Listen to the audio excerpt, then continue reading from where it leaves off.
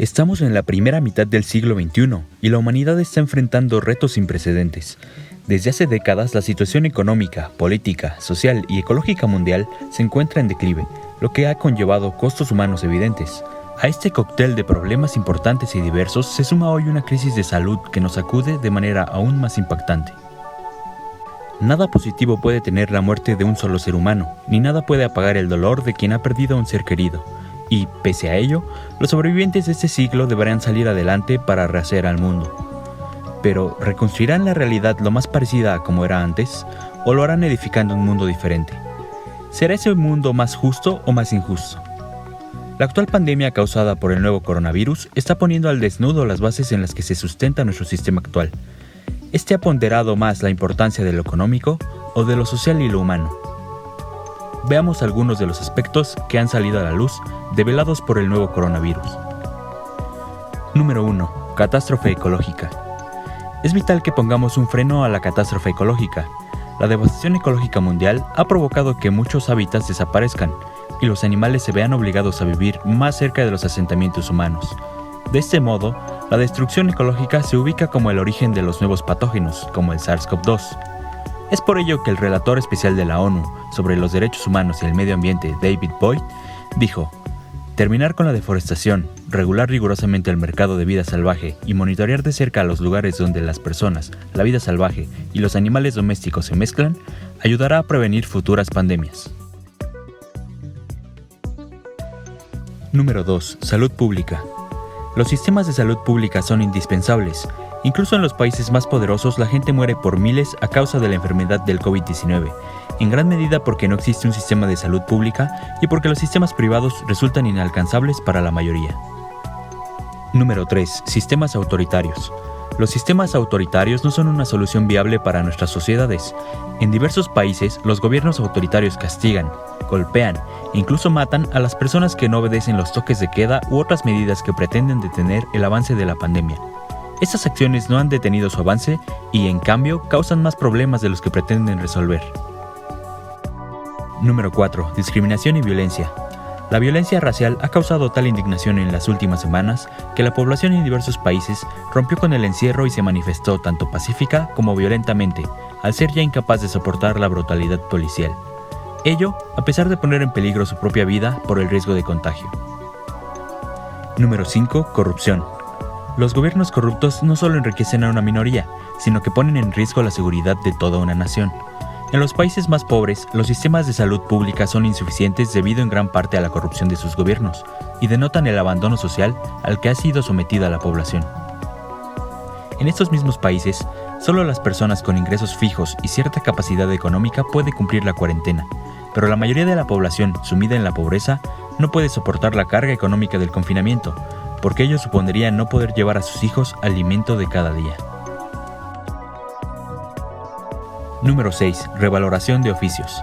Es necesario hacer una revaloración del papel que juegan en la sociedad aquellos a quienes típicamente se les considera en una jerarquía inferior. Los oficios más importantes, los vitales, resultan ser los peor valorados y pagados, como los campesinos o los recolectores de basura, los obreros de la industria alimenticia, los repartidores, los maestros, los enfermeros o aquellos que traen un soplo de esperanza y de consuelo, como los músicos y los escritores, quienes ahora percibimos como esenciales para mantener un poco de vigor en el espíritu. Número 7. Visibilización de derechos. Ahora podemos percibir y apreciar algunos derechos que antes parecían invisibles. Algunas personas se han sentido culpables por no ser tan productivas como antes del encierro. Sin embargo, la pandemia nos ha hecho ver que el ocio nos permite hacer exactamente lo que deseamos y que este también es un derecho, como lo es la educación, el trabajo y la salud. También nos ha hecho apreciar que este no debe ser visto como un bien al servicio de la productividad, sino como algo vital e inherentemente humano. Número 8. Revaloración de la libertad. El confinamiento al cual se ha visto obligado la mayoría de la población mundial sin duda nos ha hecho apreciar más el valor de la libertad. Ello podría conllevar, incluso, a un replanteamiento del sistema penitenciario actual. A la luz de los resultados negativos de las penas privativas de la libertad, algunos estudiosos ya han hablado años atrás de la posibilidad de imponer penas alternativas a la prisión, es decir, penas no privativas de la libertad en delitos no graves, y por el contrario, ponderar la reinserción del sentenciado a la sociedad. Quizás, También cabe señalar la empatía que ahora podamos sentir por todos los animales confinados en zoológicos, jaulas caseras y acuarios. Después de este vistazo rápido a lo que la actual pandemia nos está mostrando sobre nuestro sistema de vida, ¿piensas que deberíamos hacer cambios para reconstruir nuestro futuro? ¿O crees que nuestra vida debe sustentarse en lo mismo en lo que se ha basado hasta ahora? El modelo económico que ha tenido prioridad en las últimas décadas ha propiciado que las sociedades enfoquen sus esfuerzos en producir y en demostrar supremacía sobre los demás. Sin embargo, al centrar el foco del crecimiento en la extracción e industrialización, no se considera que los recursos de nuestro planeta son finitos. Como lo menciona el autor Miguel Martínez Migueles, el paradigma que nos ha dominado en los últimos siglos consiste en la visión del cuerpo humano como si fuese una máquina, la visión de la vida social como si tuviese que ser forzosamente una lucha competitiva por la existencia, la creencia en el progreso material ilimitado, que debe alcanzarse mediante el progreso económico y tecnológico, y la creencia de que el sometimiento de la mujer al hombre es consecuencia de una ley básica de la naturaleza. Por ejemplo, a los grandes consorcios les conviene contratar mano de obra barata, para lo cual buscan establecer sus fábricas en países densamente poblados, donde existe una gran oferta de obreros que explotará con mayor rapidez los recursos naturales existentes a un menor costo. Este esquema representa un círculo vicioso, en el que se extrae materia prima y se fabrican productos con el único objetivo de generar capital, donde unos pocos ganan mucho y muchos ganan poco, mientras se termina con los recursos naturales de nuestro planeta. Tal vez a raíz de esta pandemia y la crisis que ha traído, sea posible migrar a un estilo de vida más humano. Veamos cómo ha reaccionado la humanidad en crisis anteriores. A lo largo de la historia, las sociedades han sufrido diversas crisis que han puesto en entredicho la validez de los sistemas económicos y políticos de sus tiempos, y que incluso han modificado sistemas de creencias enteros.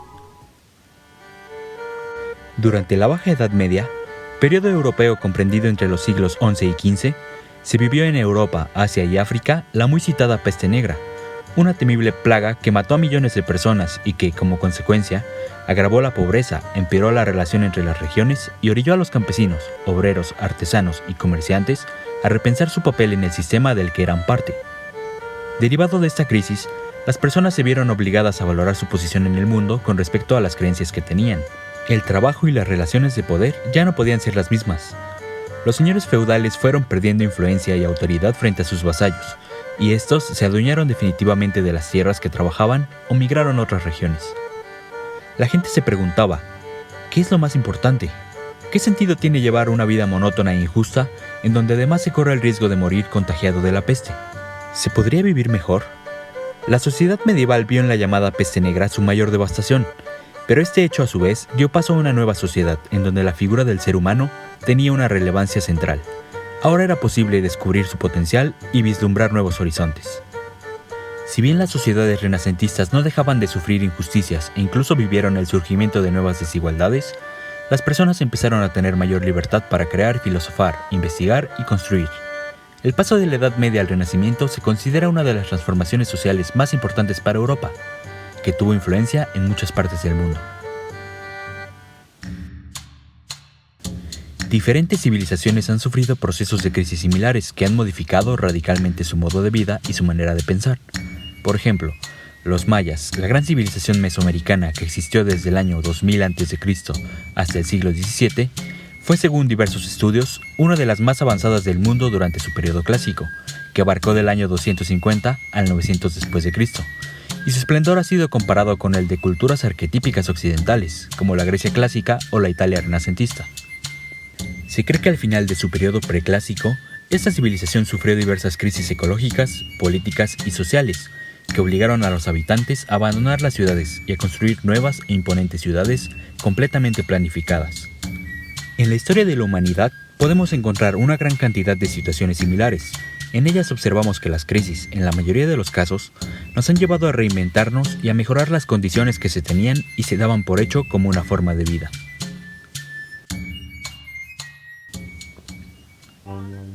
La mayoría de países en Latinoamérica responde a un modelo económico surgido en la década de 1980, en el que se busca eliminar cada vez más el papel que pueda tener el Estado en la regulación del mercado.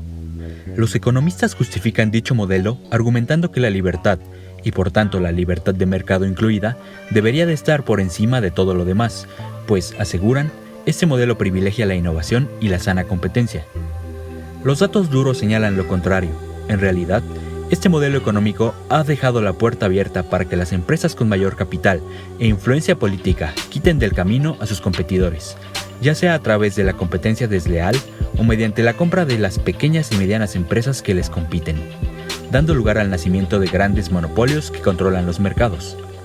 Además, estos mismos empresarios han buscado obtener puestos políticos importantes mediante campañas que ellos mismos se pueden financiar, y también han traficado influencias y jugado con los vacíos legales para evadir impuestos, pagar los mínimos o conseguir rescates con dinero público, que tienen no solo un dudoso origen, sino un beneficio poco tangible para el resto de la sociedad.